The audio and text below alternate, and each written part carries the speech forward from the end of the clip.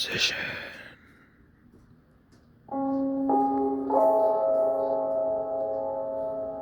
Hello, everybody, and welcome to the end of the iceberg. Wait. What do you mean the end of the iceberg? Okay, it's technically the end of the iceberg picture. Obviously, we still have the abyss, which is going to be the most in-depth and crazy stuff. But first, we got the end, which still has a good amount of crazy things and very in-depth and very full of things to talk about, things about the end. So, of course, without further ado, let's get into the end. Cancelled series: Video Game Royale, Minecraft Adventures, The Rebonk of Bonk Choy. Alright guys, well, here's the deal. This one is pretty simple actually if you think about it. Yes, I'm not perfect. I have cancelled series. I create series and sometimes I decide that I don't really want to expand upon them. For some of them, it's just because I feel like it would be boring to make, and I obviously like making videos that I like to make. Like, for example, I really enjoy doing this. But for something like Video Game Royale, the reason I canceled that is strictly just because it was really boring. It was a really boring concept for me, and I didn't really see anything cool to go anywhere with it. Then we have Minecraft Adventures. Do any of you remember Minecraft Adventures? Guess what? There's still a video on my channel actually talking about it, so that's cool. But Minecraft Adventures was supposed to be something to watch while watching The Mister, because The Mister kind of took over World 1. So Minecraft Adventures would be a fun thing to watch other than The Mister. But then The Mister was very underlooked in how short it would be, and Minecraft Adventures just seemed like something too long, and even though I most likely will come back to it, it had potential, but I wasn't ready for it. And of course, the Rebonk of Bonk Choy. Yeah, if you remember that, you were a true OG. But the Rebonk of Bonk Choy is just because, some videos I just don't want to make. Some, the timing isn't right. Some, I just don't want to make. And some, the circumstances aren't right. So yeah, those are why some of the canceled series, yeah. The Cookie Hacker is in 4-Hacked. This is referring to Super Koopa Bros 4-Hacked. In this episode, Koopa's going around a seemingly unhacked level in World 4 until we see, as an audience, a mysterious man hooded in green for some reason going around and throwing hacked bomb-bombs on regular things that Koopa is going with, and it hacks the assets in the game. Like, as you can see right now. I'm pretty sure he's gonna turn into a polar bear or something. Nope, it's a Splatoon squid. But yeah, the Cookie Hacker is actually, if you think about it just a little bit, the Cookie Hacker, the hacker of Super Koopa Bros, would be the one going into the game to hack these things in the level. Black Yoshi is a transformer. Autobots, roll out!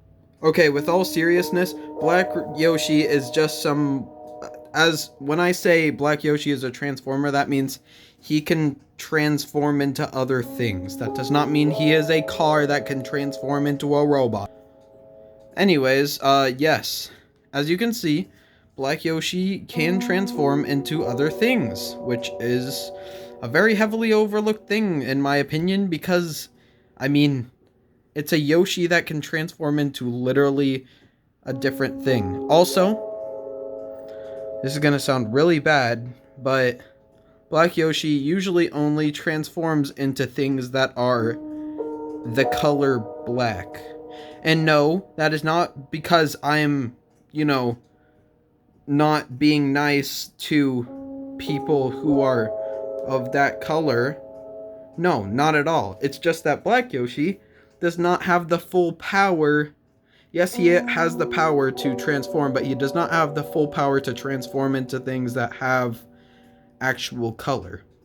So, he transforms into things that are usually mainly the absence of color, which is, black. So, yeah. Other than that, it's a very heavily overlooked thing in my opinion. And Black Yoshi, yeah, we can see this in things like the Terminator Snack Wars that's going on right now, and It's a Wonderful Life, and probably even more instances. But sheesh, that's a cool power, okay? Cookie Hacker made Video Game Royale an epic franchise fighter. Yep, we can see that the Cookie Hacker made epic franchise fighter and Video Game Royale. I'm probably going to be talking about Epic Franchise Fighter first, because at least this one hasn't been canceled. But Epic Franchise Fighter, just look, guys, look. Okay, maybe you don't want to look. I'll just tell it to you. The title of it is Epic Franchise Fighter dash Cookie Hacker Labs. This also goes on to something stated in the last tier of the iceberg, that the Cookie Hacker is massively advancing. The Cookie Hacker has his own labs, but that is kind of dumb of him to, call it Cookie Hacker Labs. Anyways, for Video Game Royale, we can see this in the announcement for Video Game Royale, in the Stuffy Cat Direct. It's the first one. It has the green background. And we can see that Cookie Hacker made Video Game Royale in the announcement for it. So yes, the Cookie Hacker somehow makes games now instead of just hacks them. So yeah. The multiverse is real. Alright, this one kind of makes sense. Also, you know what you should do? That was a joke. Anyways, let's actually get to talking about what we were actually supposed to be talking about. The multiverse is real. No way. Yes, the multiverse is real, guys. Okay, in my videos, as we can see from earlier entries, there are 3 main worlds, and they do not coexist in the same world. They are their own universes. World 1, World 2, and World 3. But other things down the line really show that the multiverse is real, which, yes, I said that I wasn't going to bring this up, but, these videos are literally called Among the Multiverse. I mean, come on. And other than that, there's also the entity that literally can travel the multiverse through, huge powers and stuff. So yes, the multiverse in my videos is real. Metal Mario equals storyline? Metal Mario, he's really well detailed, and yeah, I know he's not that detailed, but oh my gosh, the storyline! Well, just like we heard in the last, past me saying, Metal Mario has a lot of storyline. From me heavily teasing it in the Christmas unboxing / special, to the actual Metal Mario video coming out, where apparently he's been told to do things? Wait a minute. Wait. Was that the Cookie Hacker? Anyways, Metal Mario does have a lot of role in that video, and he even shows up in later ones. So it might seem like Metal Mario doesn't really equal that much storyline. Maybe, possibly, he has a connection to the Cookie Hacker, but if that's it, then, what's the big fuss about? Well, let me just tell you right now, that's not the only thing that the cookie hacker has.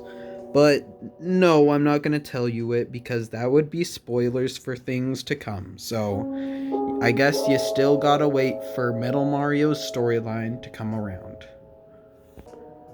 Different Mario? No, this is not talking about Metal Mario or a variation of Mario. We're talking about a completely new, seemingly version of Mario, as we can see in Mario Rides a Train. It's almost like an exact copy. Nothing really to say about this, except for something that we'll talk about later, which I'm quite excited about. I really like this iceberg, okay? Anyways, just recognizing that there seems to be a completely different Mario who seems to have a different personality than the Mario that we know. I mean, he even talks in an Italian accent, and our Mario doesn't do that, and he just generally looks different. Huh, strange. Thanos. Oh yes, I'm so excited to talk about this. This is some of the reasons why I like and considered making the iceberg at all, just for this. So from little snippets we've seen, oh sorry, whoops, we can see that Thanos is mentioned a lot. For example, what did that different Mario just say? Thanos save me? And that hasn't been the only mention of Thanos. We also saw in Among Us Plush 3. Okay, where are we going today? Mars. What's Titan? Okay, you might not have heard that because, you know, music and stuff, but that was Freddy seeing a recreation of our solar system in an Among Us game, and he mentioned a planet known as Titan. Wait a minute. In the MCU, we know that Titan is Thanos' home planet. Alright, all that to say, yes, Thanos is definitely a character in the World 1 of the Stuffy Cat Cinematic Universe.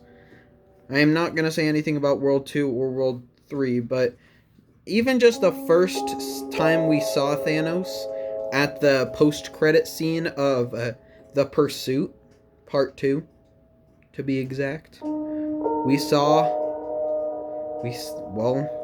Bedoy Jr. talking, which, yes, that will also come up later. That character that I just talked about. But we also saw him talking, and, well, who was he talking to? Well, he was talking to Thanos, the Mad Titan himself. Gauntlet and everything. Or maybe he didn't have the gauntlet. I don't know. So this goes to show the purple dude that's going around. No, it's not purple guy. The purple dude that's going around seemingly looking for the infinity markers is Thanos himself. Wait a minute. Does that mean that there's gonna be Infinity War? Bedoy Jr. is bad. Alright guys, we see this a lot. And also, I'm just gonna show you Thanos. I'm not gonna show you Thanos. Okay, I'm gonna tell you all the times that we see Thanos. Among Us Plus 3, The Pursuit Part 2, It's a Wonderful Life, Orange Yoshi's Day Out, and Nightmare. Okay? There, we're done with Thanos. Anyways, back onto the subject that we were actually talking about. We see that Bedoy Jr. is usually an antagonistic force in the Stuffy Cats World 1. We can see this in Waluigi and Wario, The Nightmare, The Walk, in The Pursuit Part 2. And he's also usually seen to be associated with bad things, such as the Manta and, I guess, Thanos too. Weird. Now, just because I feel like it, I'm gonna give you the reason why Bedoy Jr. is a bad guy, because why not? Actually, no, I'm not. Bedoy Jr. is just seen a lot as a bad guy, always working for the baddest groups around. First, the Manta, now other bad things like Thanos, I guess. And Bedoy Jr. is just usually seen as a bad guy. But why is that exactly? Well, we don't really know, do we? He just always seems to want to be with the baddest group around. Strange. And kinda sad if you think about it. Marios are made by the Mister. Yup, this is true, whether you know it or not. The variations of Marios, or more specifically, the power-up variants of Mario, are actually made by the Mister. And before you say anything, well, what about the ones that weren't showed in the Mister finale part 1? Like what about Cat Mario and those guys? Well, let me break the news to you, and I might regret saying this later, but I don't care. I'm going to say it right now. The Mister made all of the variants of Mario's that you'll see, except for some exceptions. And he only had a couple of them. Others found out his bad deeds and ran away before they could get hypnotized. So, yeah, just something to think about. All of the variants of Mario as of power-up variants, and most of them, like, there's like gonna be 2 exceptions, okay? But they're made by the Mister. Wow. Okay, there's 2 exceptions. And you'll learn about one of those 2 exceptions in the Abyss. Yay! Dark Bowser plus Bowser Jr. Why did I put math here? Dark Bowser plus Dry Bowser made Dryarch Bowser Jr. And Dryarch Bowser Jr. equals Bowser Jr. plus Dark Bowser plus Dry Bones. Dear goodness, this is a lot of stuff to unpack. First off, Dry Bowser and Dark Bowser made Dryarch Bowser Jr. This is fully true, unless you call the little machine they made to make Dryarch Bowser Jr., unless you're saying that that is actually what made it. But they were the one who had the intention to make Dryarch Bowser Jr. And before you say anything, no, they did not have any bad intentions. Actually, if you go watch Dryarch Bowser Jr. Origin, you'll see the original intentions that they have. At least I think so. And that also kind of nicely brings us into our next thing, because technically, that's incorrect. Dry Bowser and Dark Bowser did not alone make Dryarch Bowser Jr. Because Dry Bones with, weird yellow bulging eyes. I wonder if that means he was influenced by the Mind Stone marker. Anyways, we also know that Dryarch Bowser Jr. is comprised of the DNA of Dark Bowser, thought to be Dry Bowser, but it got mixed up with Dry Bones DNA due to Dry Bones, and Bowser Jr. Now, that really just goes to show how powerful he is. Like I said in the last tier, Dry Bones is quite powerful, and we even see in this that Dark Bowser is powerful too. And also you would know why they chose Bowser Jr.'s DNA. And if you're confused as to how they made it, well, they had something helping the machine. Something beyond their even imaginations. So yes, Dry Bowser and Dark Bowser made Dryarch Bowser Jr. With some help of Dry Bones, who may or may not have been hypnotized. And Dryarch Bowser Jr. is made of the DNA of Dark Bowser, Dry Bones, and Bowser Jr. Hammer Bro, Tasumo Bro, The Sludge Bro. Is this really how we're ending off the end of the iceberg? Are you kidding me?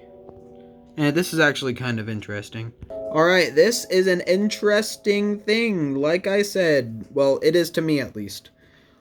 Hammer Bro has been called a lot of things, or should I say Sludge Bro has been called a lot of things throughout my series and stuff. So the first time we see him in Hammer Bro Unboxing, obviously I call him Hammer Bro, even though I am mega disappointed. But we also see in the Mr. Episode 2 that he is called Hammer Bro, which later in Snack Wars, I decide to change his name through dialogue with Iggy and now Sumo Bro. But so take a good look at this plush right here, and okay, just in case you were wondering, this is why I'm trying to. It's my reasoning behind I'm going to show you the reasoning of why I stopped calling him Sumo Bro. Look at this plush right here. Okay, not that one. Look at this plush right here. I called him Sumo Bro. You want to know what an actual Sumo Bro looks like? A Sumo Bro looks like this. Yeah, I thoroughly messed that up. So then what did I call him? Well, look at this picture, okay? Look, okay. Just focus! Ka-chow. Look at that. Doesn't that look more like him? Yeah, it does. Well, I remember that in 096, where this character that I've been talking about is one of the main characters, I actually started calling him what was in the picture that I just showed you guys. Those who just listen to this, like, auditorially would be really confused. Anyways, I started calling him his actual name, Sledge Bro, and that is what I'm going to continue to call him, because he is not a Hammer Bro, nor is he a Sumo Bro. He is a Sludge Bro, a fat and bigger version of a Hammer Bro. And yes, I am still planning on getting an actual Hammer Bro, don't you worry.